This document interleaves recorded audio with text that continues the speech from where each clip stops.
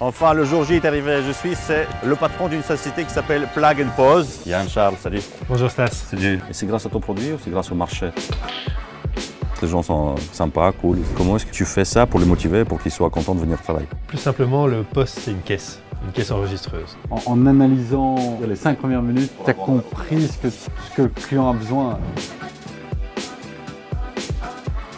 J'ai vendu ça à 32 000 ou 33 000 euros. Pour un chiffre d'affaires de 2 millions. Ça m'a franchement aidé à gagner beaucoup de temps et être plus productif. C'est chouette qu'il y a des gens ici qui travaillent depuis plus de 10 ans. Est-ce que tu peux laisser les clés à Philippe et partir 2 mois en vacances? Tu t'es abonné à ma chaîne ou pas? Pas encore. Grave erreur. Ceci est plus cher aussi. Combien? T'as pas envie de cuisiner ici pour 40 personnes quelque chose? C'était presque dans mon contrat quand on m'a engagé. Est-ce que tu es millionnaire? Qu'est-ce que tu as comme voiture de société? Qu'est-ce que tu penses qu'il faut faire pour changer ça? Je dirais qu'il faut d'abord en avoir conscience. Tant que je m'amuserai, je continuerai. Le produit avec lequel tu travailles commence à devenir, je vais dire, très puissant. Mais là, on commence à être fiers de ce qu'on fait, quoi. Et avoir les promotions, puisque vous êtes abonné de la chaîne Entreprendre de vivre. C'est pas beau la vie? Magnifique. Merci pour la promo.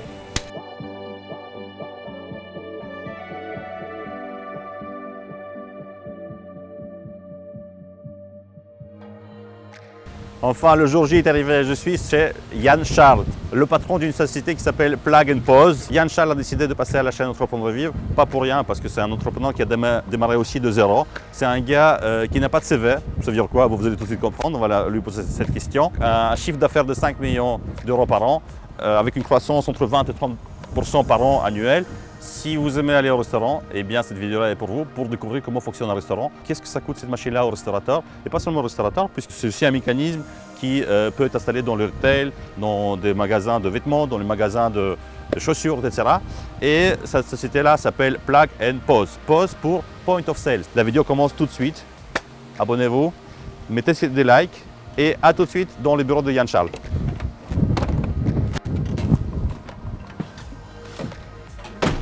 Yann Charles, salut. Bonjour Stas. Salut, enchanté.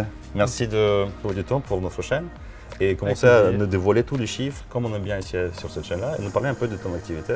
Qu'est-ce que fait ta société en 2-3 mots? Plus simplement, le poste, c'est une caisse enregistreuse. Est-ce qu'on peut déjà toucher à quelque chose? Voilà, donc ici, on est sur des systèmes de caisse, donc qui sont... Donc cette caisse-là, c'est pour le caissier ou c'est pour le client qui passe à la caisse? Alors ici, les caisses sont soit en mode self-service, et donc le client en fait lui-même comme on a maintenant dans les supermarchés, soit c'est pour le caissier. Typiquement, quand on est en caisse self-service, on cache les boutons remise pour pas que le client puisse se faire lui-même une remise. Tu peux débloquer cette option-là pour les abonnés d'Entreprendre de vivre? Voilà, pour toi, je veux bien débloquer la fonctionnalité. Dans le système de caisse, soit on est sur des articles qu'on va pointer, payer en cash ou en banc contact, soit on est au scanner ou avec la balance, si ce sont des articles qui sont gérés en poids. Et l'autre partie de notre activité, elle est plutôt ici. Et donc là, on est sur des caisses typées Horeca. Et donc, la taille des écrans peut être adaptée. Et donc dans les caisses Horeca, eh bien, on a des fonctionnalités comme des plans de salle. Plan de salle, le spectateur, celui qui n'est pas dans l'Horeca, il ne comprend rien à ça.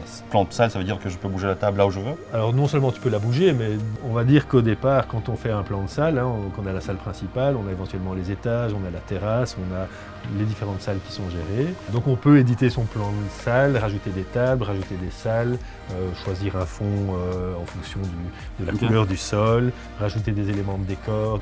Est-ce que le restaurateur peut lui-même faire le plan de salle et mettre le menu dans cette tablette? Alors Plug & Pause, l'idée c'est que ce soit le plus facile et le plus rapide. Et donc on préfère et on fait tout pour que le restaurateur soit le plus autonome possible. On a une équipe support qui est là pour... parce que même si c'est facile et rapide, certains aiment bien que ce soit nous qui le fassions. Pour avoir la garantie que ça fonctionne derrière. Mais c'est tellement simple. En fait, nos applications, ce sont pas c'est plus des apps que des logiciels. Donc ça doit être facile, rapide et intuitif. Et on passe beaucoup de temps parce que faire simple et rapide, c'est le plus compliqué. Première chose qui m'intrigue un petit peu, Yann Charles, c'est pas très francophone. Tu peux nous raconter un peu l'histoire rapidement de Yann Charles? Oui, je suis francophone, mais né à Paris, en France. Mais mes parents sont tous les deux hollandais, donc ils ont voulu faire un mixte entre Jean-Charles, prénom francophone, et ils ont mis le Yann pour les racines hollandaises. Ok, la question qui suit, pourquoi est-ce que deux Hollandais ils travaillent à Paris? Enfin, qu'est-ce qu'ils faisaient à Paris? Ma mère était fille au père et mon père avait une société d'ingénieur du son À Paris. à Paris. Donc ton déclic entrepreneurial vient de ton papa. On peut dire ça ou pas? Je suis pas sûr, oui peut-être. Ok, d'où vient ton déclic entrepreneurial? Le fait que j'ai eu un parcours scolaire et universitaire très compliqué, Pourquoi? parce que j'étais pas très mature, D'accord, pas très intéressé, pas très scolaire. ok. Ça veut dire que tu n'as pas réussi les études ou pas? J'ai arrêté mes études au bout de 7 ans, mais sans diplôme. J'ai commencé à travailler Où ça? dès la 3e année. Donc je travaillais la nuit dans des hôtels, je travaillais en tant que ce qu'on appelait promo boy, donc Ok, des petits boulots. des petits boulots. Oui.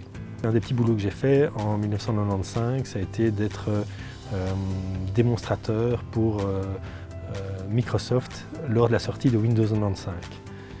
Et donc ça m'a appris, à faire des démos, ça m'a mis un peu un pied dans le monde informatique. Et donc ça a été un peu le début du premier vrai boulot que j'ai eu. Alors, avant de venir ici, j'ai essayé de faire mes devoirs et je te demandais de m'envoyer un CV. Et j'ai compris que tu n'en as pas un en fait. Non. C'est tout à fait normal puisque tu es entrepreneur, tu dois pas, tu postules pas pour de boulot. Tu es, il n'y a personne qui te le demande en fait. Donc ça serait bien de connaître un peu ton parcours entrepreneurial. J'ai travaillé pendant 6 mois, donc lors de la sortie de Windows Exact. 95, pour une agence pour faire des présentations, des démonstrations. Et de là à Et de commencer là- à se lancer dans l'entrepreneuriat. Non, de là j'ai été employé pendant 1 an et demi dans un magasin d'informatique qui s'appelle toujours Computer Square. C'est bien connu en fait. Ouais. Et donc là j'ai travaillé pendant 1 an et demi et au bout d'1 an et demi, j'ai lancé mon propre magasin d'informatique. Tu as fait concurrence à ton employeur. J'ai été dans un autre quartier. Donc, Ok, c'est ça. Il a pris ça bien ou pas? On a gardé des bons contacts, oui. On a Ok. gardé des bons contacts parce que je suis parti dans un autre quartier et que donc je suis parti. Tu as dû investir de l'argent quand même. Je suis pas parti avec la base de mes clients. Je suis parti avec 2 amis. Quand j'ai revendu ce magasin que j'ai tenu de 1997 à 2004. Donc en 2004, il y avait 12 personnes qui travaillaient. On faisait 2 millions d'euros de chiffre d'affaires. Donc en 2004, quand je l'ai vendu à mes ex-associés. Ok, tu as dû investir pour ouvrir ce magasin. J'ai emprunté 17 000 euros À qui? à Belfius, ou Dexia à l'époque. C'est ça, et ils t'ont emprunté sur base de ton salaire. Mes parents se sont portés caution pour 17 000 euros. Et ici, en l'occurrence, en fait, Yann Charles il était dans le commerce, il remplaçait le job d'un gérant. Ce que je disais tout à l'heure avec Philippe, c'est qu'il est très proche de la direction, il voit comment se passent les choses, il se dit, tôt ou tard, il peut se dire, je me lance. Toi, en l'occurrence, c'était différent, tu étais gérant à ce moment-là déjà, Oui. et tu travaillais par un patron, mais tu étais aussi jeune. Donc, quand on est jeune, on est plus fou et on ose plus de choses. Il n'y a pas de risque. Oui. Ils sont là, mais on les mesure moins bien. Donc 2 millions de chiffre d'affaires que tu as revendu à tes associés, pour quel prix? Pour un prix très, très faible, Pourquoi parce que j'avais envie de partir et parce qu'ils ont bien négocié peut-être. Et- Ok, tu es toujours en bon terme avec eux? Oui, on a encore fait la fête la semaine dernière. Et leur société fait quel chiffre d'affaires aujourd'hui? Ils doivent plus ou moins faire le même chiffre d'affaires encore. Ils sont toujours dans les zones de confort, ils se développent pas. Mais on peut connaître le prix de vente ou pas? Qu'est-ce Oui, t'as j'ai vendu reçu? ça à 32 000 ou 33 000 euros. Ok, pour un chiffre d'affaires de 2 millions. Ouais. Normalement, ça aurait dû être combien? Certaines personnes m'avaient dit tu vendras 200 000 et moi je pense qu'à l'époque j'aurais été content avec 50. Mais par contre, j'ai vendu ça pour un montant plus faible, mais j'ai pu partir avec une dizaine de clients. Ok, c'était le deal. Donc c'était le deal, donc ça m'a directement Relancé. mis le pied à l'étrier et j'ai commencé avec un chiffre d'affaires. Pas mal, c'est chouette à retenir. Ceux qui veulent devenir entrepreneurs, partir d'un deal que vous avez avec des associés, c'est tout simplement prendre des clients avec leur accord, ça va de soi. Tout à fait. Et donc tu es parti comme ça en fait. Ok, et tu as lancé quoi par la suite? Donc j'ai lancé Advensys, qui est la société actuelle, en 2004. Quel est le chiffre d'affaires de Advensys aujourd'hui et le nombre de collaborateurs qui travaillent pour toi? En 2020, on a fait 4,6 millions d'euros et en 2021, on va approcher les 6 millions. Ok, c'est fulgurant en fait. C'est 25% de croissance, Ouais, presque Plus ou moins. 30, ouais. presque 30 en fait. Ouais. Et c'est grâce à ton produit ou c'est grâce au marché? C'est un marché en croissance et c'est aussi le produit, c'est les deux facteurs? Je pense que notre croissance est bien supérieure à la croissance du marché. Oui. Ah, en plus. Donc, je pense que c'est grâce aux produits, grâce à l'approche commerciale, grâce à un produit simple, une tarification simple et un très bon support. Derrière, ok. Ouais. Ce sont les facteurs déterminants pourquoi est-ce que ça peut fonctionner. Donc, directeur opérationnel et directeur général, quelle est la différence? Bonjour d'ailleurs. Comment vous vous appelez? Philippe Reinhardt. Philippe, enchanté. Bonjour, enchanté. Stas pour la chaîne YouTube Entreprendre des livres. Yann Charles, pourquoi est-ce qu'il te faut un directeur opérationnel? C'est quoi la différence entre un directeur opérationnel et un directeur général?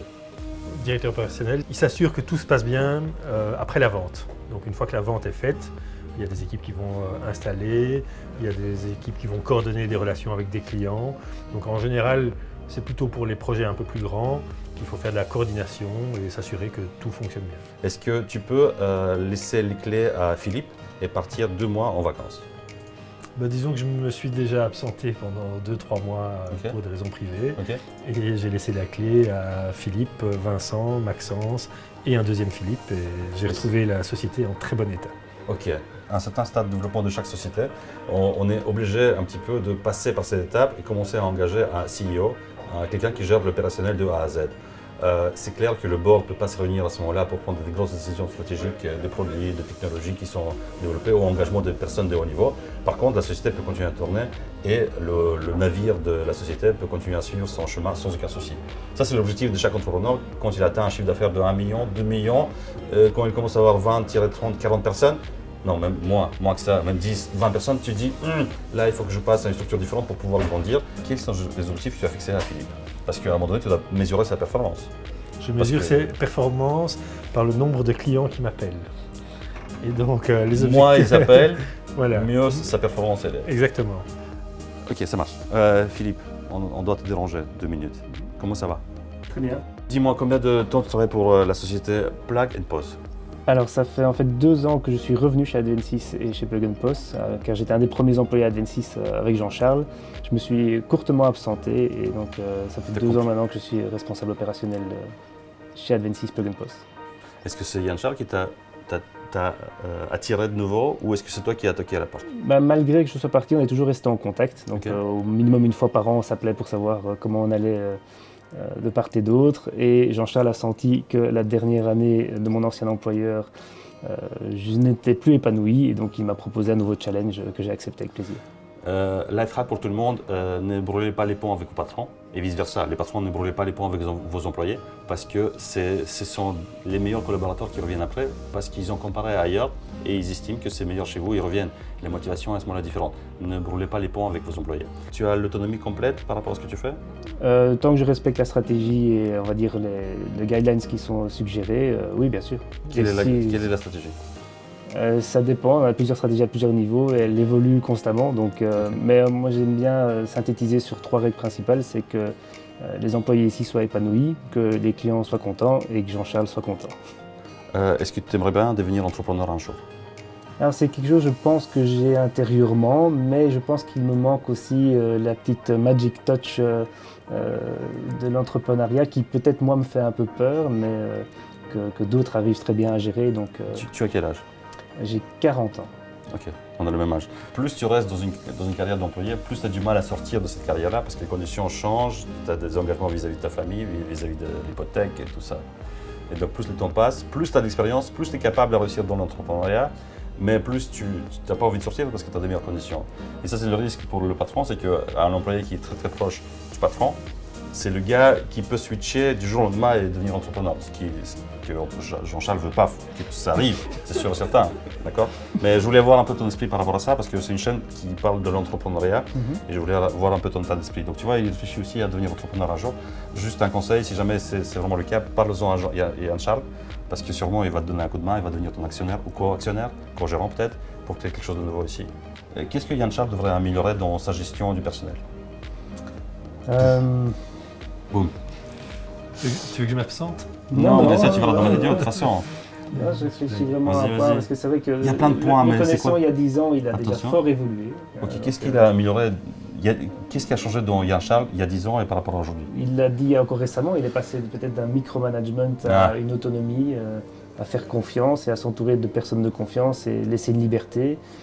même si parfois de temps en temps, surtout dans les moments de frustration, il a un ancien modèle qui revient, ce qui est légitime, on va dire. Ok, c'est ça. Micromanagement, c'est quand le patron met son nez un peu partout et il veut faire le travail à votre place, ou il te dit sur quelle touche appuyer et puis quelle touche appuyer. La manière, on s'en fout, quelle est la manière pour y arriver. Ce qui est important, c'est le but à atteindre. Ça, c'est ce que fait le micromanagement. Donc, ça serait bien de l'éviter, faire confiance. Après, il faut mesurer les performances de la personne. S'il arrive d'une manière différente, tant mieux. S'il n'arrive pas, alors là, il faut aller chercher le patron pour qu'il donne un coup de main. Qu'est-ce que tu as comme voiture de société? Aujourd'hui, je roule en BMW série 3. Okay. Ça arrive souvent quand une société se développe et le patron touche ses 5 000 nets par mois, il rentre dans une zone de confort et c'est ça le problème en fait. Il se dit pourquoi travailler plus si je suis déjà bien, 5 000, parfois 10 000, parfois moins, parfois plus, mais il gagne bien sa vie. Mais un vrai entrepreneur, c'est quelqu'un qui aime construire, il ne veut pas s'arrêter sur le résultat de ce qu'il gagne, il veut construire, que ça grandisse et que c'est ça qui le motive. C'est le boulot qui motive. Philippe, merci à toi.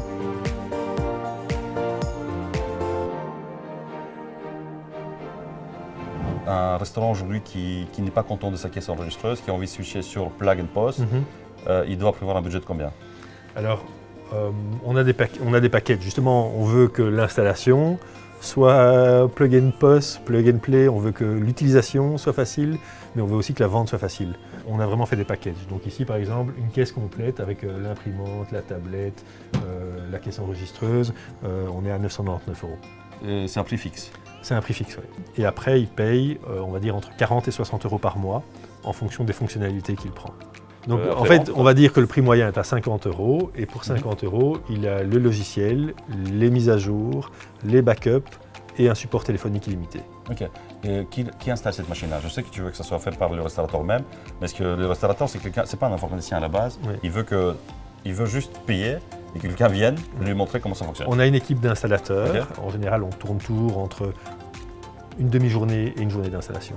Ça coûte combien? Donc c'est 449 € pour la demi-journée et 750 € pour la journée complète. La formation est comprise dedans ou pas? Donc en fait, dans le package, donc on essaie de toujours travailler par package et par forfait. Et donc pour pas qu'il y ait de surprise. Et donc dans le package, il y a la préconfiguration ici en atelier. Donc quand on arrive, tout est prêt, tout est fonctionnel.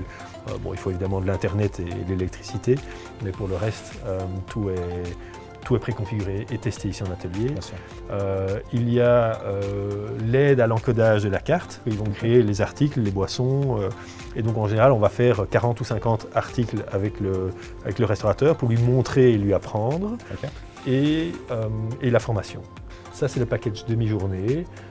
Et puis on a le package journée, le restaurateur qui dit je veux 2 caisses, 3 caisses, je veux la prise de commande en salle pour que le serveur puisse venir avec la tablette. Ça, il faut acheter en plus? Ça, il faut acheter en plus, oui. Ok, qu'est-ce que ça coûte en plus? Donc ici, on est sur 450 € par device. C'est quoi? C'est pas un iPhone? C'est quoi ce téléphone? Non, disons que c'est fait pour pouvoir tomber.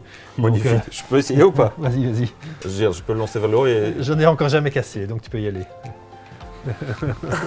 Bon, il y a des gens là, donc on va quand même éviter. Vous avez filmé que c'est tombé, c'est pas cassé? Ah, attention, non, c'est mis. Non, tout va bien? C'est parce que je viens de le démarrer. Et si je le mets dans un bac avec de l'eau, il résiste ou pas? Non. Ça, non, par contre. Il y a quand même, si je touche avec des doigts gras? Oui, ça c'est fait pour. Ça, c'est fait pour. Ok, ça va. On va dire que ces appareils-là, c'est entre 300 et 500 €, ça dépend. Si on les veut renforcer comme ceci, on est plutôt à 400, 500 €. Si on peut prendre un simple Samsung qu'on va acheter à 150 €. La seule chose, quand même, pour mettre un bémol, c'est que pour utiliser ça, il faut un bon Wi-Fi. Et donc, je résume un petit peu. Donc, 1000 € la station ici. Ces appareils-là, on n'est pas obligé de les acheter. On peut juste acheter des Samsung à 150 €, comme tu as dit. Tout à fait. L'application est téléchargeable gratuitement. Oui. OK. Et ensuite, il y a l'installation par un sous-traitant qui vient sur place pour l'installer et un petit abonnement à 50 €. Demain, le restaurateur t'appelle et te dit il faut passer la commande. Sous quel délai vous pouvez venir installer tout ça? Demain. Tu n'as toujours pas dit ce que fait la société Advensys et c'est quoi le lien avec Plug and Pause? Donc, on a installé des petits ERP. Très bon, mais petit ERP, Mercator principalement. Et en 2007, on a eu la chance de décrocher un contrat en sous-traitance pour Proximus. Donc on travaillait pour Field & Concept. Et donc on a installé toute la plateforme qui gérait les produits merchandising pour Proximus et Belgacom. Et donc on a installé sous Mercator donc cette plateforme. Et puis Et puis ils nous ont demandé de développer, de mettre en place un web shop. Et on a été voir l'éditeur du logiciel qui a dit que ce n'était pas dans sa stratégie. Ou il a dit d'une autre façon, mais en tout cas il a refusé le développement. Et donc là j'ai engagé mon premier développeur. Et donc on a développé un e-commerce sur la gestion des stocks pour permettre à ce client de faire des commandes et des livraisons. Magnifique. Sur base d'un défaut de ton fournisseur, tu peux construire une société qui peut proposer une valeur. La demande était là, le fournisseur n'a pas voulu se lancer dans cette valeur-ci, bah, tu te mets à la place et tu essaies de le remercier. Et on a tout de suite eu la vision de ne pas développer un produit ou plutôt un projet pour un client, mais de faire un produit générique qui pourrait être utilisé par d'autres clients. Et donc on a développé cette partie-là, et puis ils nous ont demandé de développer une partie ressources humaines. Tu parles de eux, c'est qui? Proximus? C'est en fait Feed & Concept qui travaillait et qui travaille toujours pour Proximus. Comment tu as eu le contact chez Feed & Concept? On avait décidé avec David, avec qui je travaillais à l'époque, d'envoyer une newsletter via une plateforme.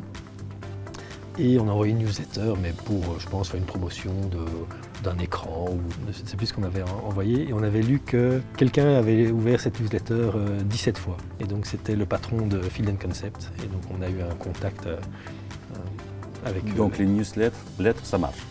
Ben, en tout cas, en l'occurrence, ça nous a mis le pied à l'étrier. Oui. Et en 2014-2015, il y a eu la possibilité, il y a eu l'arrivée de la boîte noire dans le secteur Horeca. Et on avait déjà quelques clients qui utilisaient notre système pour de la gestion de caisse, mais qui n'étaient pas du tout spécialisés. C'est ça. Mais le bénéfice de la société annuelle, c'est... L'année dernière, on a fait un bénéfice avant impôt, je pense, de 550 000. Ok, félicitations. Chouette. On va voir Maxence, le directeur commercial. T'as pas ton propre bureau? Non, Pourquoi? parce que j'aime bien être à l'écoute de ce qui se passe au sein du team. Comment est-ce que tu as les contacts, les leads viennent d'où? On travaille dessus quand même depuis 7 ans maintenant sur le marché des caisses enregistreuses. Maintenant c'est plus que ça, mais avant c'était que des caisses enregistreuses. Et on a tous des contacts sur le terrain et puis une réputation qui fait que les gens nous appellent maintenant. On va rarement, oui. Vous n'allez jamais faire le pull, vous faites que le push? Oui. Vous faites le pull, mais vous ne faites pas le push. Non, plus tard peut-être, c'est dans les projets, on va essayer de démarcher les gens. Bien sûr. Ici maintenant, tous nos clients viennent par le bouche à oreille. Combien de visites tu as par semaine? Je dois avoir une dizaine de visites par semaine. Ok. Et la conversion, c'est quoi? On est à 80-90% plus ou moins. De conversion? De conversion, oui. Parce que les gens t'appellent souvent par par recommandation de quelqu'un et par réputation. Par réputation. Est-ce qu'ils changent de l'ancien système vers le nouveau ou parce qu'avant ils avaient juste un bloc-notes avec un bic? Oui, mais déjà on s'est fait aider par la boîte noire. La boîte noire, la législation est passée, comme quoi les caisses devaient, pour les RECA en tout cas, avoir un système de boîte noire dans les restaurants.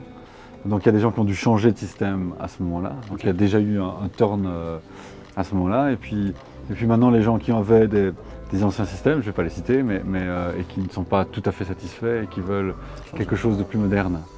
Et donc ils viennent chez nous. Ils viennent chez nous. Pas mal. C'est quelque part facile sur un marché en croissance de vente. Pas besoin de faire c'est juste le bouche à oreille qui fonctionne et le taux de conversion de 80%. Ça fait combien de temps que tu travailles chez... 7 ans. 7 ans. Et avant tu travaillais chez qui? Dans l'Horeca. Dans l'Horeca, en tant que tu étais patron d'un restaurant? Du cercle des voyageurs à Bruxelles. Oui. Et toi, tu apportes de nouveaux clients, combien de nouveaux clients par an tu apportes? On est à 350, 400 nouveaux clients, plus ou moins. Cool, ça marche. Et comment il est Yann Charles dans la gestion de tous les jours? Très bien. Très bien, il te laisse l'autonomie de... Oui. Ok, ça marche. Quel est ton plan stratégique pour le développement commercial? Est-ce que tu veux faire quelque chose pour avoir encore plus de clients? Il y a Jules qui t'appelle. Oui, c'est un client. Allez, tu réponds. C'est un client. Moi, je ne suis pas un client, tu peux répondre. On va suivre un peu la discussion. Allez, si tu veux. Vas-y. Jules. Allô. Au revoir, merci à vous. Au revoir. C'est agréable de discuter avec toi s'il y a un souci. C'est chouette. Oui. Bien sûr, si jamais donc un client a un souci, il n'appelle pas le call center? Si, logiquement, il appelle le call center. Mais il a ton numéro de GSM aussi. Ils ont mon numéro de téléphone et puis voilà. En tant que commercial, directeur commercial, est-ce que tu as un salaire fixe plus variable ou juste un salaire fixe? C'est à tout ce qui est salaire, on va Jean-Charles. avec Jean-Charles. D'accord, ça va. Il y a un fixe et un bonus. Ok, ça marche. Okay. Comment tu t'es fait engager ici? Je veux dire, comment tu as connu Jean-Charles? Jean-Charles est un ami de longue date. On a souvent discuté projet ensemble. Ok. Et puis tu as proposé d'intégrer l'équipe. Et puis à mon avis, il a bien aimé les différentes discussions qu'on a eues. Et il t'a proposé d'intégrer l'équipe. Il m'a proposé d'intégrer l'équipe. Tu n'as pas peur de mélanger amitié et travail? Si je peux Le risque, il y a toujours un risque. Mais, Ok. Vous vous êtes mis des Non, barrières, c'est des choses à... donc moi, je maîtrisais bien la partie informatique. Ok. Et Maxence avait 12 ans d'expérience dans la gestion d'établissements Horeca. Et donc quand j'ai lancé la division Horeca, je ne faisais qu'à une seule condition, c'est d'avoir un spécialiste de l'Horeca à côté de moi qui parle le langage et qui connaisse. Et donc on ne serait pas là aujourd'hui si Maxence n'avait pas rejoint. Quoi. Quand tu arrives chez un client, tu connais le métier par cœur. Et tu connais les points sensibles. Et comment vous faites ceci, comment vous faites cela, et comment vous faites cela. Et ça, vous avez pensé à ça, et tu as la réponse derrière. C'est facile à vendre dans ce cas-là. Oui, les 2 premières minutes sont les plus importantes quand tu rentres dans un établissement. Pourquoi? Parce que tu regardes autour de toi, tu regardes un petit peu le menu, tu vois leur terminal bon contact, tu vois en analysant, allez, je veux dire les 5 premières minutes, Tu as compris ce que tu tu pourras as vendre au client. compris ce que le client a besoin et tu ne peux pas lui vendre n'importe quoi, tu dois lui vendre vraiment ce qu'il a besoin. Et c'est là où... Ça ne sert à rien de vendre quelque chose qu'il n'a pas besoin, sinon dans Non. 6 mois, il va arrêter de payer des factures. Puis sinon il ne signe pas avec moi. Il Il signe pas avec toi moi, et il sera déçu. bien Donc, sûr, il va lancer une mauvaise publicité sur toi. Ouais. Tu gardes encore le lien avec l'Horeca, Ouais. tout en essayant de leur vendre quelque chose et qui leur plaît, et le taux de satisfaction est important et ça motive dans ton boulot. Tout à fait. C'est exactement Bien ça. résumé. Exactement. Magnifique. Et donc s'il veut des kiosques, c'est évidemment du matériel qui est commandé. Et là, pour ces appareils-ci, le délai est de 4 à 6 semaines. Parce que c'est vraiment customisé pour le client. Voilà. Et la customisation est faite ici ou Et- sur place? Non, c'est fait en Hollande. C'est quoi ça? C'est ce qu'on retrouve dans McDo? Alors ici, on est vraiment sur un kiosque de commande. Donc finalement, plutôt que de faire une commande sur une caisse, on a la possibilité ici de dire tiens, je veux manger sur place. Je mets Un peu de publicité pour Coca, des boissons, et des plats, je prends des plats. et je paye dans la caisse ici. Alors ici, je vois un résumé de ma commande. Je dis payer. Normalement, j'ai un appareil ici qui me permet de payer, mais ici, j'ai Et la passé. ok. Et j'ai la commande 1204 qui arrive. Qui partit à la Alors, cuisine. elle part à la cuisine. Si vous voulez, on peut aller à la C'est cuisine. déjà payé, on est d'accord là-dessus. C'est déjà Donc, payé, le oui. PKL, c'est un modèle un peu différent puisque le paiement se fait avant. Qu'est-ce qu'il dit là? Là, il prévient la cuisine qu'il faut préparer quelque chose. Parce que ça, c'est l'appareil qui est lié à ceci en fait. Oui, parce que c'est du matériel qui coûte plus cher. On est entre 4 000 et 6 000 euros pour un kiosque, 4 000 en simple face et 6 000 euros pour un double face. Et donc, c'est des choses qu'on... Ok. Et le client paye entre 4 et 6 000 euros Oui. par poste comme ça. Par appareil, Mais j'ai encore jamais vu dans des restaurants des postes comme ça. bah, tu vas au Quick, au McDo. Oui, ouais. Est-ce que tu vends au Quick à McDo? Donc nous, on ne vend pas au Quick, au McDo, mais si tu vas chez Wokey à Louvain-la-Neuve, si Ok. tu vas chez Hashtag Salade, Ils ont ça. ils ont ces appareils. Ouais. Qu'est-ce que ça te coûte cet appareil? Oh. Le software est à vous ou pas? Le software est Oui, à vous Software. toute la partie software. C'est à vous. Et C'est la à partie hardware, Donc la partie hardware, ben, je dirais, ça te coûte combien? on a des marges de 10-15% sur la Ok. partie matérielle. Donc, Donc- en fait, nous, on n'est pas des vendeurs de hardware. Bien sûr. Je dirais, si un client, et on a ça de temps en temps, des clients disent j'ai déjà du matériel et le matériel est compatible, pas de problème. On vient avec notre app Android, on l'installe sur le matériel du client. Ça, c'est quoi cet appareil? Enfin, je le sais, mais est-ce qu'il y a des gens Bah, qui c'est achètent ça aussi? Oui, oui, oui. Ok. Alors typiquement, donc ça c'est des appareils qui évitent de mettre des monnayeurs, hein, donc de mettre des caisses comme ceci. Donc grâce à ça, en fait, il n'y a plus de calcul du fond de caisse le matin, plus de calcul de fond de caisse le soir, il n'y a plus d'erreur caisse, il n'y a plus de manipulation d'argent par les caissiers. Et Je vois donc, ça de plus en plus dans les boulangeries, dans les oui, boucheries. mais même dans des commerces, donc on vient Oui, par exemple au Deleuze, d'installer, il y a ça aussi. au Deleuze effectivement, on vient d'installer ça chez Caméléon, donc un Ah oui, bien sûr. magasin de vêtements à Genneval et à... Ça coûte combien au client? Alors ça coûte entre 8 et 12 000 euros, selon, c'est assez cher, mais on va dire qu'on considère que pour un commerçant, ça lui coûte 10 euros par jour. Donc 10 euros par jour pour éviter toutes les manipulations de cash, les erreurs, le temps passé, le stress. Personnellement, j'aurais un commerce, c'est sûr, j'en installe un. On a besoin de plusieurs comme ça, donc ça fait un budget tout de suite. Mais typiquement, par important. exemple, chez Caméléon, ils ont une quinzaine de caisses, ils en ont installé un. Une fois de plus, tu fais juste une marge de 10% là-dessus. Je pense que sur ces appareils, on est quasi même pas C'est ça. à C'est 10%. surtout sur le software et l'abonnement que tu vends du manière mensuelle qui est Tout à toujours. fait. L'abonnement reste le même, 50 euros, que ce soit Non, ici, l'abonnement, il est à 10 euros par mois. par mois. Si tu fais de marge sur, tu fais pas de marge sur l'achat et la vente du hardware. Bah, ceci est toujours couplé à une caisse, donc je vais dire, je gagne une 50 caisse. euros là et 10 euros là. En général, on facture ça de façon trimestrielle. ou annuel. Et le client, entre guillemets, peut arrêter quand il veut en fonction de la durée de son abonnement. Il y a une garantie de combien dessus? Si dans 10 ans elle se casse cette machine-là, tu fais quoi? Ici, je pense que les machines, c'est quand même de la mécanique, ça manipule l'argent.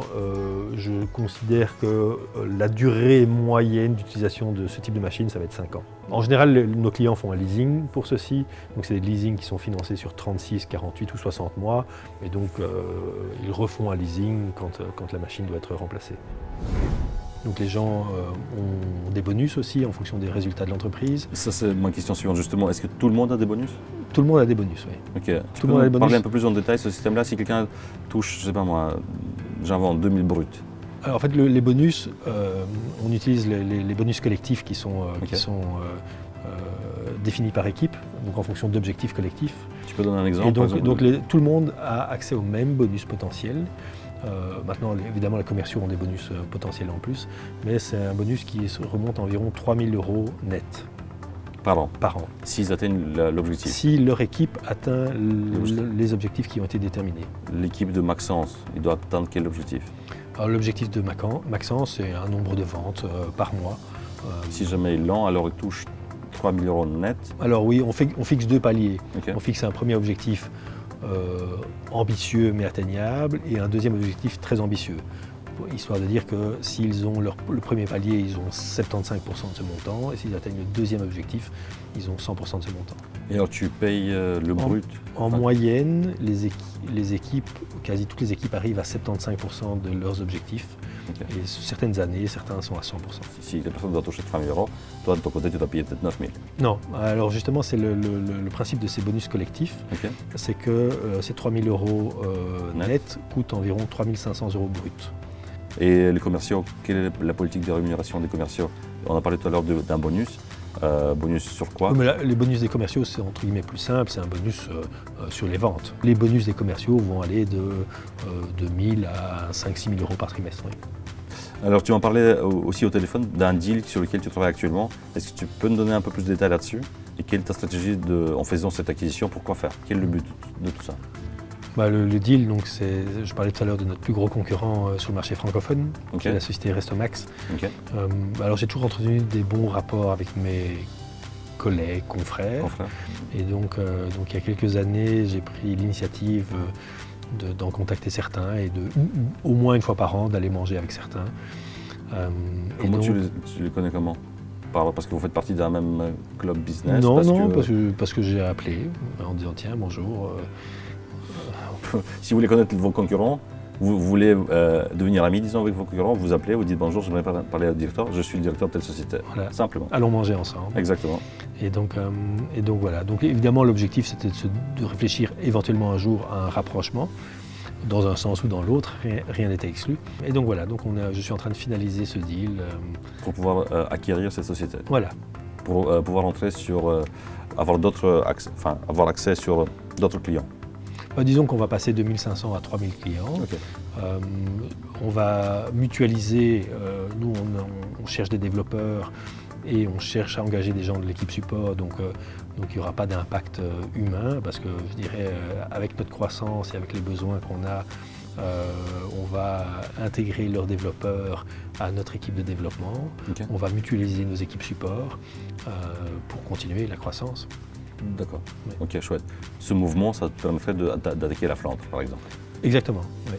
C'est ça le plan, en fait, oui. Pour avoir une force de frappe beaucoup plus importante, pour pouvoir gérer un nombre de clients beaucoup plus important, oui. Il te faut plus de gens et ça te permet de réaliser. Ce geste-là permet de le faire. Oui, disons qu'avec cette acquisition, on devient numéro 1 francophone sans hésitation et probablement numéro 2 belge. Belge, ok. Quel est leur chiffre d'affaires? 2,7 millions. Ok. On peut connaître le prix d'achat que tu proposes ou pas? Non, celui-là, il va rester confidentiel. Ça marche, pas de souci. Sinon, tu vas aller chercher l'information de la part de qui? Parce que les entrepreneurs sont toujours solitaires. Et alors, à un moment donné, il faut s'adresser à quelqu'un pour avoir l'information. À qui est-ce que tu t'adresses? Tu t'adresses à tes amis, à ton cercle d'amis, entrepreneurs. Oui, tout à fait. Et aussi, j'ai contacté donc Finance Brussels, okay. qui est donc l'ex-SRIB, qui est une société régionale d'investissement et qui aide les starters, les scale-up à se financer.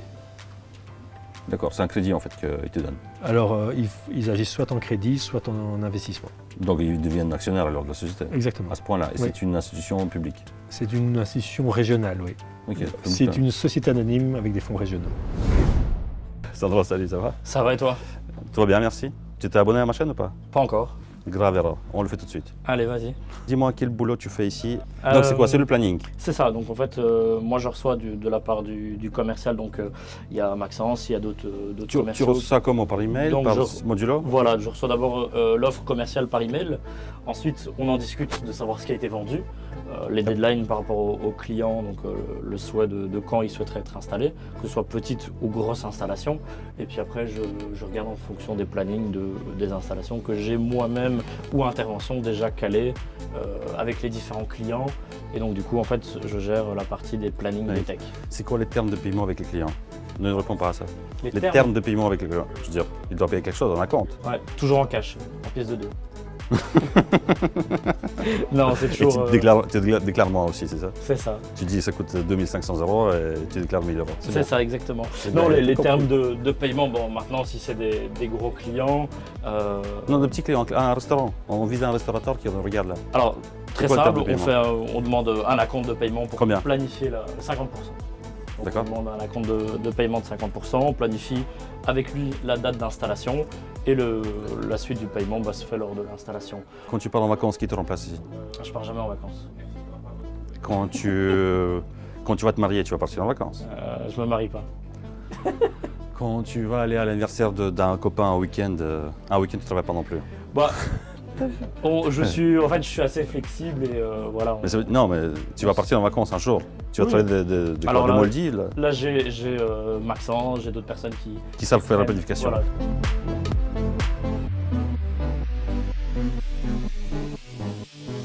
Est-ce qu'un client peut avoir une application juste sur son téléphone pour ne pas utiliser le piquer, ne pas utiliser la caisse, juste sur Oui. le téléphone? Donc il y a la possibilité de mettre des QR codes sur la table, Ok. ou sur la table ou dans le restaurant. Donc il installe et il redirige vers l'application. Et donc on peut voir, donc ce sont exactement les mêmes articles Que le piquer. qu'il y avait sur la borne. Alors Picker, c'est l'ancien nom, on appelle ça maintenant Plug and Post Kiosque. Mais donc c'est effectivement les mêmes articles, les mêmes photos, les mêmes informations sur les prix. Et donc voilà, donc je peux faire ma commande, Tu payes ici en ligne. je fais ma commande, je paye en ligne. Et juste pour la petite histoire, c'est que le QR code scanné est en fonction de la table où vous êtes assis. De cette manière-là, la cuisine sait que c'est la table numéro 200 ou la table numéro 1 qui a commandé le plat se prépare et le restaurateur sait déjà que c'est un plat qui est payé, donc il n'a plus qu'à servir le plat, très simplement. Avec ce moyen-là, on n'a pas besoin de serveur en fait. Alors en fait, on n'a plus besoin de serveur, mais Pour servir le plat, oui, mais l'expérience. Alors effectivement, on appelle ça des runners, donc on n'a plus besoin de serveurs qui vont prendre la commande, mais on a besoin de runners qui viennent amener les plats à table. Maintenant, on se rend compte que dans la réalité, dans beaucoup d'endroits, on garde quand même des serveurs, mais ils utilisent le système de QR code pour répondre aux pics d'affluence. je ne comprends pas cet aspect-là parce que le restaurateur, il a envie de faire des économies sur le serveur. Il en a, je sais pas, c'est un restaurant assez conséquent, il en a 10. Pourquoi il ne peut pas pousser le client de scanner le QR code et faire des économies sur la main-d'œuvre de... Certains endroits le font, donc ça c'est vraiment à la liberté du restaurateur. Maintenant, il y a peut-être une certaine réticence encore chez certains restaurateurs à changer de modèle. Pour éviter aux restaurateurs d'avoir 4 ou 5 tablettes, c'est-à-dire une tablette en cuisine pour nos applications et une tablette pour Deliveroo, une tablette pour Uber Eats, une tablette pour Takeaway. Donc on a rassemblé dans le flux les liens vers ces plateformes de commandes. Magnifique. Et donc les commandes Deliveroo, Uber Eats, Takeaway arrivent directement dans le flux ici avec la même tablette. Le prix reste le même? Le prix reste le même, donc on a un abonnement pour faire le lien vers les plateformes qui est de, je pense, 25 € par mois. Et donc pour 25 € par mois, ils n'ont plus qu'une seule tablette pour gérer leur... C'est pas grand-chose, 25 €, c'est bien. C'est super accessible. Narcisse, qui occupes-tu ici au sein de la société Plug and Post? Du coup, je suis technicien, installateur. Donc les caisses Plug and Post qui sont vendues pour l'Horeca et le retail lorsqu'il faut aller faire les installations chez les clients et qu'il faut les former. Tu as déjà fait combien d'installations? Franchement, là comme ça, je ne saurais pas dire. Ça fait quelques mois que je suis là et Je sais plus compter, j'ai perdu le fil. Est-ce qu'on parle de 10 stations, 100 stations, 300 stations? 10, beaucoup plus, 100 peut-être pas, mais... 50, 80. Ouais. Ok. Si jamais il y a un système qui ne fonctionne pas, tout d'un coup il y a une panne, Oui. Il appelle. Oui. Qu'est-ce qui se passe ensuite? C'est le support qui s'en occupe et en fonction d'urgence, on voit si on sait les aider soit par téléphone ou alors s'il y a de l'équipe technique ici qui doit aller sur place pour régler le problème. Et on peut laisser sous combien de temps? Sous combien de... Tout dépend de l'urgence, ça c'est Urgent. toujours Très, à voir. très urgent. Très urgent. Ouais, très urgent. Tout le monde lâche son téléphone, ses clés, on prend la voiture, on va sur place. Ça c'est l'approche commerciale. Qui est ton responsable direct? Maxence. Maxence, ok. Ouais. Il te gère toi aussi, ok. Ouais. C'est clair. Ok, merci. Mathieu, ça va? Ça va bien? Tu regardes vous YouTube ou pas? Oui, je regarde YouTube. Est-ce que tu es abonné à la meilleure chaîne entrepreneuriale du monde ou pas? C'est quoi la meilleure chaîne entrepreneuriale du monde? Entreprendre et vivre. Entreprendre et vivre. Exactement. Est-ce que tu peux t'abonner maintenant? Bah, on peut aller s'abonner. Je Vas-y. vais mettre sur mon compte. Mathieu, raconte-moi, qu'est-ce que tu fais comme travail ici? Customer Success. Donc, Ça me dit rien du tout. je vends, je forme, j'installe un système de caisse. Ça fait combien de temps que tu travailles chez Plug & Post? Moi, ça va faire 3 ans en décembre. Magnifique. va Tu peux faire donner un- vraiment un vrai retour sur un feedback à Yann Char par rapport à voilà, comment tu trouves la boîte d'une manière générale? Qu'est-ce qu'il faut améliorer ici? Bah, moi, J'entends c'est- que des choses positives, mais à mon avis, il aurait bien voulu entendre un retour constructif. Moi, ça fait 3 ans que je suis dans la boîte. Je suis arrivé quand Plug & Post n'existait pas encore. Donc j'ai vu la création, le lancement du bébé et là où on est en train d'arriver là maintenant. Ok. Ça a été dur au début, mais on arrive vraiment sur quelque chose qui fait plaisir, qui est sérieux, correct et bien en place. Bien fait quoi. Euh, Tu es fier d'aller installer, mettre en place les Maintenant, terminaux? je commence à être fier de y aller, quoi. On propose quelque chose qui est vraiment intéressant, un écosystème complet, qui n'est pas présent sur le marché. On a quand même une grosse force qui est notre team. Mais qu'est-ce que tu vas faire dans 1 an, dans 3 ans, dans 5 ans? Tu vas rester dans cette position-là, ce qui n'est pas mauvais. Hein. Moi, ce que j'aimerais bien, c'est garder cette position, mais je vais dire plus en haut. J'aimerais bien avoir plus comme mon équipe, entre guillemets. Tu as envie de gérer aussi l'équipe d'installateurs. Ouais, c'est un truc que j'aimerais bien. C'est toi qui as quoi. formé Narcisse, je suppose. Ensemble. Est-ce que tu fais partie d'un business club pour avoir ton entourage entrepreneurial? Non, j'ai fait partie d'un business club, mais Lequel? comme j'y allais, le B19, mais Alors? comme j'y allais très rarement, l'expérience que j'ai eue était plutôt positive, Ok. mais j'exclus pas d'y retourner. Ok.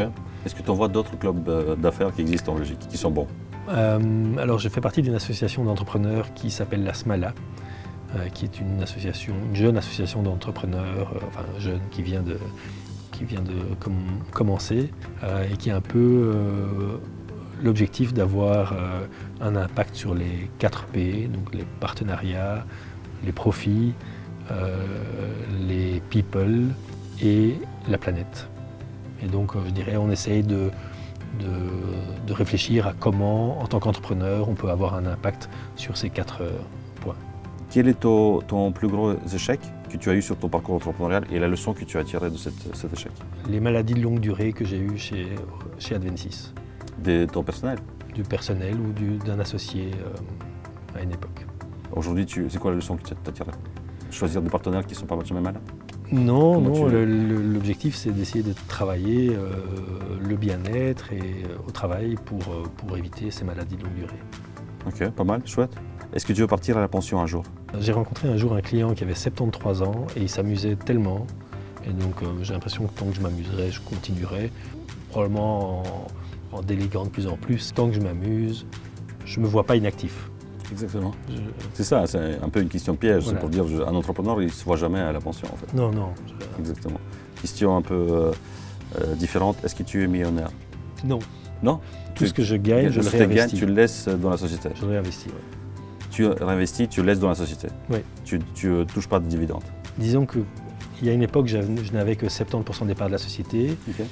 Et donc les dividendes que j'ai reçus ces dernières années m'ont permis d'être actionnaire aujourd'hui à 100% de la société. Donc j'ai touché des dividendes qui m'ont servi à racheter des parts de mes associés. Est-ce que tu es ouvert à un actionnariat, quelqu'un qui vient, qui apporte une certaine valeur, qui veut s'investir dans la société? Ici en l'occurrence, il y a Finance Brussels qui va arriver dans l'actionnariat via une augmentation de capital qui est, je dirais, je finance le rachat de Restomax via une augmentation de capital et via un emprunt bancaire. Exactement. Et eux, ils deviennent alors actionnaires. À 10%. À 10%, ça va. Ils n'ont pas la majorité, enfin majorité, ils sont minoritaires, mais ils vont mettre quelqu'un ici pour surveiller que tout se passe bien ou non, ils te laissent gérer. Te laissent gérer. Et tu n'as pas voulu aller à la banque pour qu'ils t'empruntent les 100%? Non, parce que en fait, je trouvais que dans la mesure où éventuellement dans le futur je ferai d'autres acquisitions, avoir un partenaire financier à l'intérieur d'Advensys et créer un relationnel avec eux était une bonne chose. Sorn, ça va? Bien, merci. Merci de passer sur la chaîne et de répondre à mes questions. Avec plaisir. Sorn, pourquoi Sorn? Pourquoi Sorn? Le pire, c'est qu'il y a vraiment une histoire derrière. Mon grand frère, âgé de 4 ans plus que moi, s'appelle Sven, S-V-E-N, et ma mère voulait un nom tout aussi court, donc 4 lettres, qui a la même lettre au début, donc un S, et la même lettre à la fin, donc un N. Et les choix sont vachement limités. Elle aimait bien Soren, S-O-R-E-N. Mais il y avait une lettre en trop. Et il y avait une lettre en trop, elle a enlevé le E. Dis-moi, qu'est-ce que tu fais ici dans la société? Quel rôle occupes-tu et qu'est-ce que tu fais comme travail de tous les jours? Ok, moi ici chez Advensys, je suis développeur.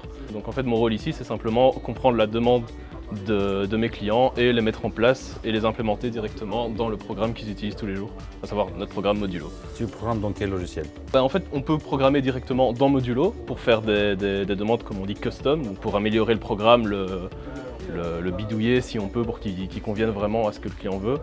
Et après, en fonction des projets, genre par exemple, certains de mes clients ont des e-shops, alors là je travaille dans un logiciel qui s'appelle Visual Studio, donc très classique pour... Ok. Qu'est-ce qui t'attire ici chez Advensys? Pour passer le message aux informaticiens qui regardent et qui se disent pourquoi ne pas venir travailler chez Advensys? Tu es à la recherche d'informaticiens? On est toujours à la recherche de bons profils. Ouais. De bons profils, exact, bien sûr.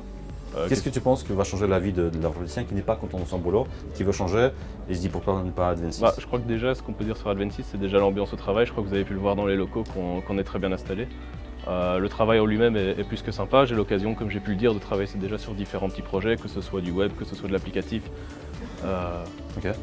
Donc voilà, c'est déjà un peu diversifié, c'est un petit peu ouvert, c'est un bel environnement. Qu'est-ce que tu penses que Yann Charles doit faire pour trouver les bons profils en informatique? Est-ce que tu ne peux pas passer un message dans ta promotion? Si, probablement que si. Est-ce que vous n'avez pas un programme de parrainage? T'as déjà, ou c'est pas toi? Ou non, toi tu es venu via un parrain? Via un parrain, non? Non, moi j'ai fait une candidature spontanée. Ok. Pourquoi? J'ai recommandé Nathan. Ah voilà, c'est ça, tu as parrainé Nathan. Grosse erreur.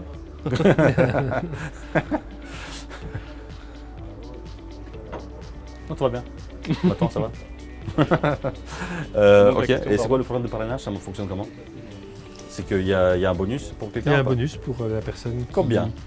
C'est ça, en fait le fait de faire venir une nouvelle personne compétente dans la société, si au bout de 6 mois elle continue son contrat avec Advensys, si je ne me trompe pas, et du coup ça veut dire qu'elle plaît, et par exemple pour Nathan j'ai reçu une petite prime pour ça, en remerciement. Ok, et Nathan il a reçu quelque chose ou pas? Un travail. C'est ça quoi. C'est quoi le bonus? C'est 1000 €. Nice. Pourquoi tu as 3 écrans? De base j'en avais 2 et il y en avait un qui traînait là, et c'est vrai qu'en travaillant pour certains clients, genre Bruxelles Expo ou Peridaisa, étant donné qu'ils ont des caisses et qu'il faut prendre parfois la main, ce genre de choses, c'est vachement plus pratique de pouvoir prendre la main sur plusieurs caisses en même temps. Lorsque l'une est occupée à travailler sur quelque chose, on peut passer sur l'autre, donc ça m'a franchement aidé à gagner beaucoup de temps et être plus productif. Ok, ça marche.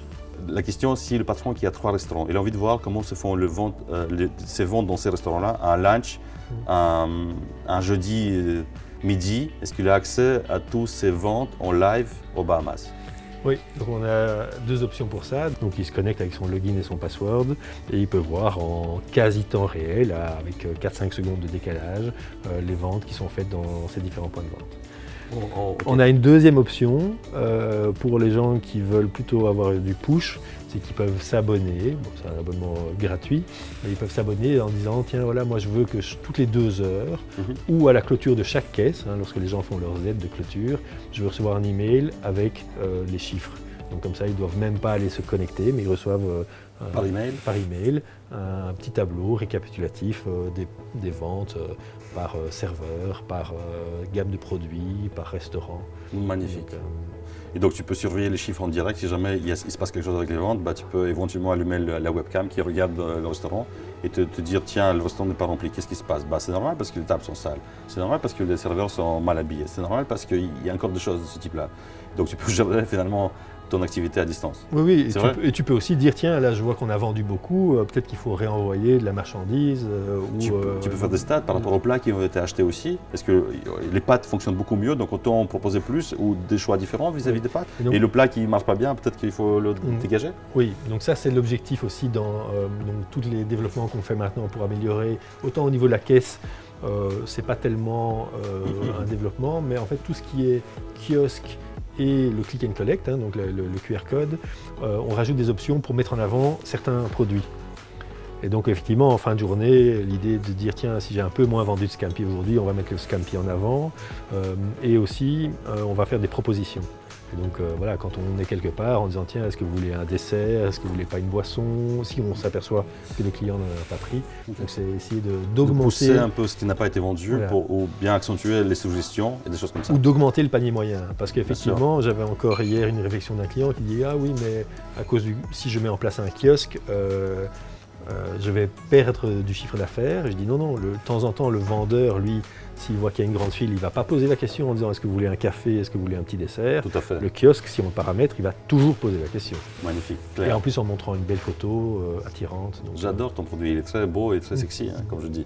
Ce qui peut être mal, c'est que le client qui laisse un feedback reçoit 10% sur le futur achat. Mais oui, c'est toutes des choses qu'il faut développer, à mon avis, toujours avoir un retour de clientèle par rapport à ce qui... si le client a apprécié ou pas, parce que les retours négatifs sont super importants, c'est là-dessus que tu te corriges et tu t'améliores. Parce qu'à un moment donné, le chiffre d'affaires tombe et tu ne sais pas la raison pour laquelle. Donc chaque entrepreneur doit poser la question si ça a été bien ou pas du tout, et alors corriger le tir. Ici, je pense que ce sont les prochains défis et les prochaines étapes, c'est que pour l'instant, on est une plateforme de commande, et donc, mais on n'amène pas d'audience, et on n'amène pas encore de fidélisation. Quoi qu'on ait un programme de fidélité, mais je dirais que c'est un programme de fidélité qui est peut-être encore un peu trop light et qui n'est pas un programme de promotion. Et donc c'est les prochaines, parce que nos concurrents quelque part… Oui, est-ce qu'ils le font ou pas nos concurrents d'une certaine façon, c'est Deliveroo, Uber Eats et Takeaway d'une certaine façon.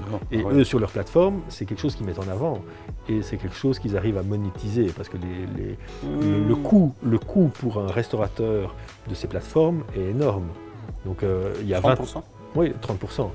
30%, donc les restaurateurs qui vont un plat à 10 €, il y a 3 € qui vont partir à Deliveroo, Uber Eats, etc. Alors que nous, on a un coût fixe de plateforme pour le click and collect qui, pour un restaurateur qui fonctionne bien, va leur coûter moins d'1%. Donc il y a 40 personnes qui travaillent dans cette société-là. Le chiffre d'affaires, je l'ai annoncé tout à l'heure, on était dans les 5 millions d'euros. Cette année-ci, on va approcher les 6. Oui. Les 6. On était à 4,6 l'année dernière et on va faire presque 6. On verra, ça dépend du dernier trimestre, mais on va approcher les 6 millions. C'est ça. Et donc des restaurateurs, il y en a plein. Combien de restaurants existent-ils en Belgique? Je pense qu'on est sur 26 000 ou 28 000 restaurants. Ouais. Si on fait 26 000 fois 50 € d'abonnement, on arrive à quel chiffre? Je regarde par rapport à ton développement potentiel. Il y en a 400 000 en France. C'est ça. Donc il y a encore du terrain à prendre. Comment tu t'appelles? Alors moi c'est Florian. Enchanté, moi c'est Stas. Qu'est-ce que tu fais ici comme boulot, Florian? Alors je suis développeur, donc principalement C#. Donc uniquement C#. Sauf que je commence un peu à aller dans d'autres directions actuellement. Je fais pas mal d'analyses pour notamment un produit scanner ici. J'ai fait donc une analyse avec un autre ami, un autre collègue développeur qui s'occupe donc du coup de la technologie interne.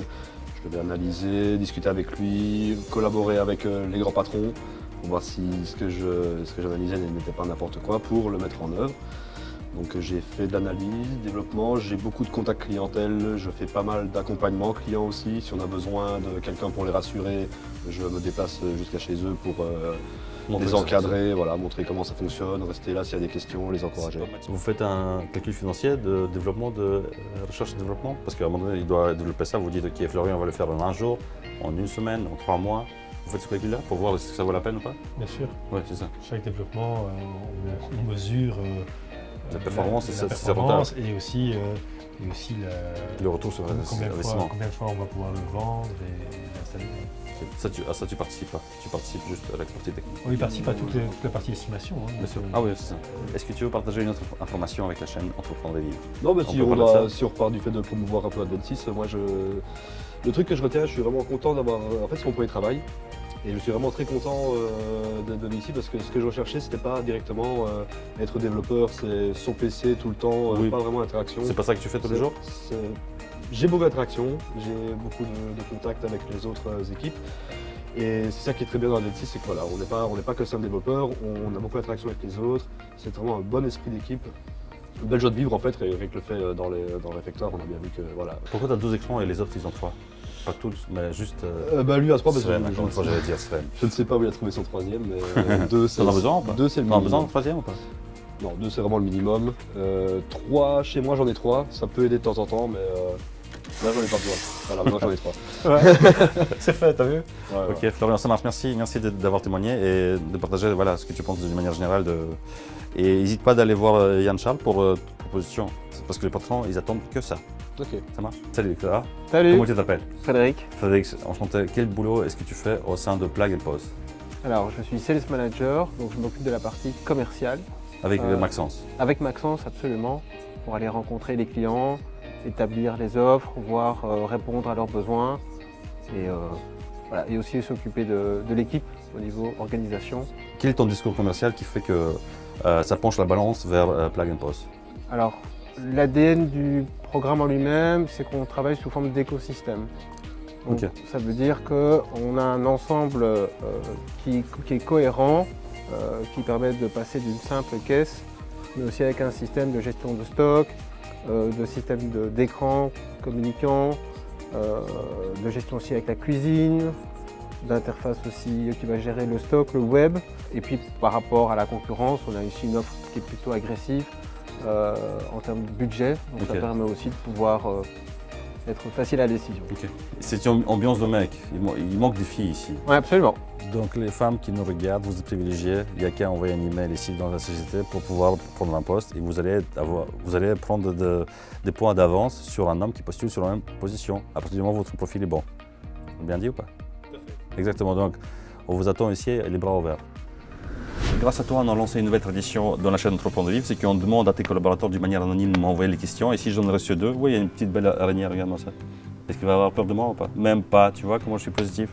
Alors la première question ici, quel est l'achat le plus fou que tu as fait depuis que l'entreprise a décollé? Qu'est-ce que ça t'a permis d'acheter le truc le plus fou, le plus cher, le plus exotique?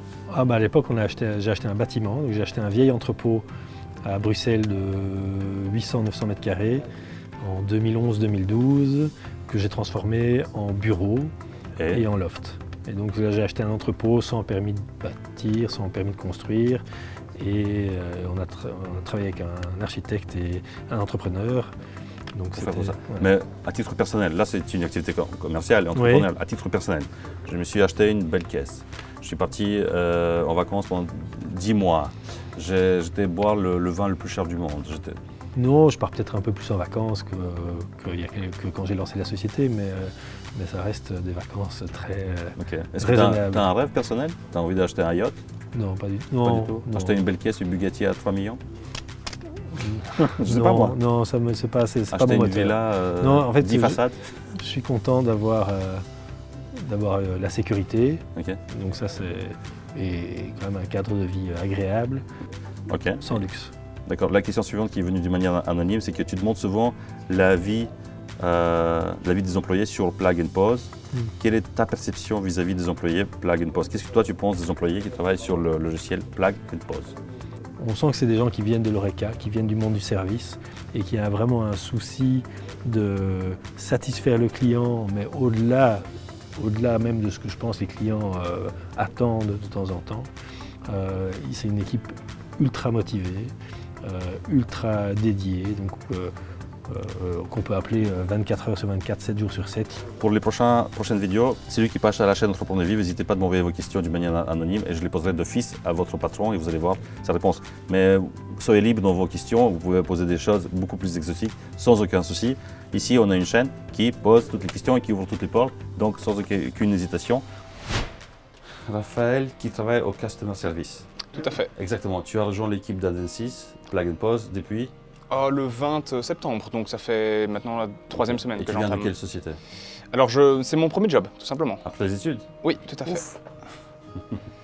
Ok, alors Pour l'instant, tout va bien. J'ai fait informatique à la base, donc c'est pas si loin que ça de ce que je voulais et pour l'instant, je m'en sors. C'est quoi la question number one des clients? Vendredi passé, par exemple, il y a eu un changement de TVA. Et bien, on a eu énormément de questions là-dessus. Tu peux nous parler un peu là-dessus? Je ne suis pas encore. C'est quoi les questions de TVA? Alors, ce qui se passe, c'est que pour le Covid, l'État a changé la TVA pour énormément de produits, les a baissés tout simplement, comme ça, du coup, les établissements pourraient se faire plus de profit.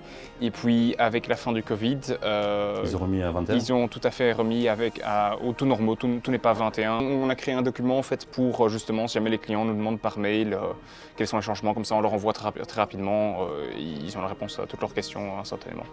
Okay. Donc vous êtes que 2 personnes ici? C'est ça. Et vous recevez combien de coups de fil par jour? Oula, par jour. Au total? Par mois et on dit par 20? Au moins une trentaine, je dirais, une quarantaine. Par jour ou par mois? Par jour? Par jour, oui, quelque chose comme ça. Alors il y a des appels qui se résolvent en 5 minutes, quelqu'un qui a un problème. Le client derrière, voilà, c'est ça. Mais j'ai eu un appel rien que vendredi passé qui m'a duré 1 h et 5 minutes. Quoi. Donc, et là, évidemment, là c'était un problème avec une néerlandophone. Et du coup, je n'avais pas la tablette dans la même langue qu'elle. Donc c'est toujours un peu plus difficile. J'ai l'avantage d'être néerlandophone quand même, mais bon, ça n'aide pas partout. Mais là, par exemple, après 1 h 5, tous les problèmes qu'elle avait, elle en avait plusieurs, étaient résolus. Par téléphone? Oui, tout à fait. Tout à fait. Chouette. Tu peux faire aussi une vidéoconférence aussi ou alors, par WhatsApp, en fait, on a parfois besoin de téléphoner à la personne par WhatsApp pour voir avec des images. Et il faut savoir qu'aussi sur les tablettes Android, j'en ai juste ici, on a une application qui s'appelle AnyDesk qui nous permet de prendre directement le contrôle de la tablette à distance depuis un PC en fait. Merci Raphaël, ton témoignage. Loïc, ça fait combien de temps de boîte que tu as? J'arrive à mes 5 mois bientôt. Moi, je ne viens pas du tout du monde de l'informatique et du système de caisse, je suis vraiment du monde de l'Horeca. Ici, je cherchais un profil de quelqu'un qui se connaissait dans le monde de l'informatique. Il n'y avait pas besoin spécialement d'un développeur parce que c'était vraiment pour du support technique. Okay. Et j'aime beaucoup l'informatique et on va dire que j'ai des bonnes bases parce que c'est un hobby à côté de mon travail. Donc en fait, ce qui s'est passé, c'est que mon profil les intéressait beaucoup parce qu'ils avaient un œil. Quand je suis rentré dans l'entreprise, ils avaient un œil de quelqu'un de l'Horeca. La chaîne Entreprendre Vivre, elle sert à ça aussi. C'est illustrer les sociétés. On décortique la société de l'intérieur. On montre les côtés humains. Le client qui appelle ici, qui vous appelle 1 fois par mois par exemple, il se dit c'est qui ce Loïc? Eh bien ici, il voit un visage derrière. Il peut déjà voir un peu ton tempérament, ton caractère, comment tu es émotionnellement, tu vois. Il s'associe mieux avec toi, il se met en confiance vis-à-vis de toi et de la société et du visage de Yann Charles et par rapport à la manière à laquelle il gère la société. Et il est certain qu'un client aimerait bien acheter un produit de telle société où l'ambiance est top que le contraire, tu vois. Si l'ambiance n'est pas bonne, les gens ils sont démotivés, il n'est pas certain que quelqu'un réponde au téléphone quand il appelle, c'est pas là qu'il va aller. J'ai étudié la gastronomie française, donc... Tu n'as pas envie de cuisiner ici pour 40 personnes, quelque chose? C'était presque dans mon contrat, quand on m'a engagé, c'était potentiellement de me dire oh, on va cuisiner quelques plats. Par trimestre, Loïc qui prépare un plat, il commande les ingrédients qu'il veut et vous invitez à la chaîne Entreprendre Vivre, on sera là, attention. Hein. Je vois une caisse enregistreuse qui est jolie juste, elle a quelque chose de différent ou pas? C'est le designer, hein, donc c'est... Okay. Donc le restaurateur pourrait choisir cette caisse-là aussi? Oui. Je trouve qu'elle est plus stylée par rapport à quelque chose de très industriel. Alors figure-toi que ici ce sont des tablettes hein, qu'on met simplement dans des frames métalliques et elles ont plus de succès. Bon, ceci est plus cher aussi. Hein. Ceci est plus cher. Combien? On va tourner à 3 000 €. C'est l'emballage qui compte. Chaque chose qui rentre en interaction avec le client doit être nickel chrome. Et donc un restaurateur potentiellement qui a un restaurant étoilé, il faudra bien choisir celui-ci. Ce n'est pas les 2 000 € qui vont changer grand-chose. Pour les abonnés de la chaîne Entreprendre et Vivre, un restaurateur qui nous regarde, est-ce que tu peux faire une remise exceptionnelle pour l'achat du matériel sur l'abonnement? Est-ce que tu peux offrir 1 an d'abonnement gratuit? 1 an, malheureusement, je ne veux pas le faire. Mois. Mais je peux offrir... 10 mois. Je peux offrir... 9 mois et demi. Vas-y, continue. 9, je ne descends pas plus bas. 8 mois et demi. Je peux offrir 3 mois d'abonnement gratuit pour un abonné de la chaîne. Nice, ok, chouette. 3 mois d'abonnement gratuit pour l'abonné de la chaîne, ça veut dire quoi? Vous contactez tout simplement Plug and Pause au numéro de téléphone. Tu connais ou pas? Oui, 02. Okay. C'est un vrai patron, il connaît son numéro de téléphone fixe par cœur. 02 732 24 26. Ok, il y a quelqu'un qui répond à ce téléphone-là pendant les heures de bureau ou par email? Par email à info@plugandpost.com. Cool. Et vous mettez que vous adressez de la part de la chaîne Entreprendre et Vivre et vous avez 3 mois d'abonnement gratuit. Finalement, oui, ce qui est pas mal.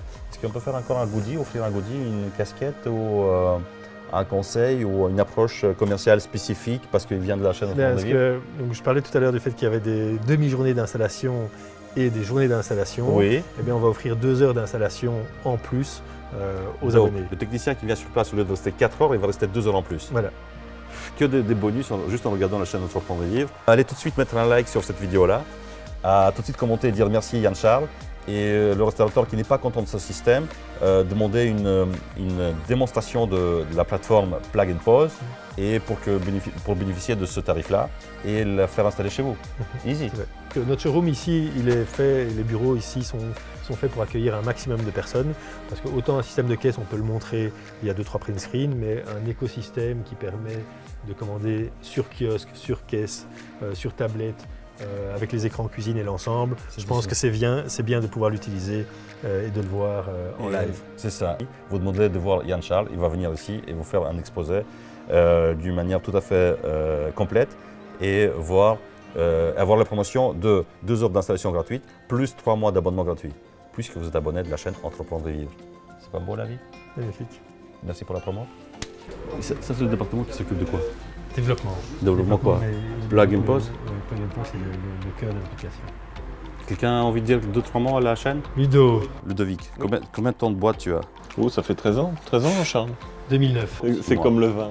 Je mûris. Tu as démarré avec quel projet alors, en 2009? On a démarré, on faisait du Mercator, principalement, donc on était intégrateur de la solution Mercator, et donc on paramétrait chez les clients, les différents clients, les modules. Là depuis le début quoi, en fait. On est là oui, je suis là depuis finalement le début de l'aventure, et donc de fil en aiguille, on a... C'est quoi le souvenir le plus marquant que tu gardes dans ta mémoire depuis 2009?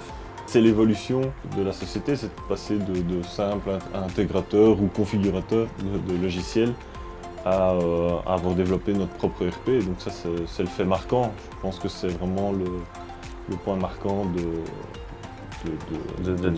mon parcours chez Adventis. C'est quoi le moment le plus difficile que tu as eu, surtout ton parcours de 12-13 ans? Quand on passe justement de configurateur à devoir développer son propre logiciel, c'est toute une question d'organisation. Donc je pense que l'organisation était le plus difficile chez nous à trouver, à se mettre, à trouver le bon équilibre. Chef de projet de Modulo? Non, c'était piloté par Yann Charles. Et donc voilà, c'est tout cet équilibre-là qui a été compliqué à trouver. Mais je pense que là, on a acquis cet équilibre. Et tu remarques qu'en 12 ans de temps que tu travailles ici, il y a eu Mercator, il y a eu Modulo, il y a eu Plug and Pause, et c'est pas fini, tu vois. Peut-être que ça bouge tout le temps. T'as jamais voulu devenir entrepreneur? Non, je ne vais pas dire que ça ne m'a jamais trotté dans la tête, mais j'ai trouvé mon équilibre ici, et donc... c'est bien quand tu veux. Voilà, tout à fait. Voilà, si tu es entrepreneur, n'oublie pas de changer parce que la société grandit, la société devient plus grande. Tu dois t'adapter, tu dois créer des liens de subordination, tu dois créer des organigrammes, tu dois créer plein de choses. Donc il faut rester ouvert au changement.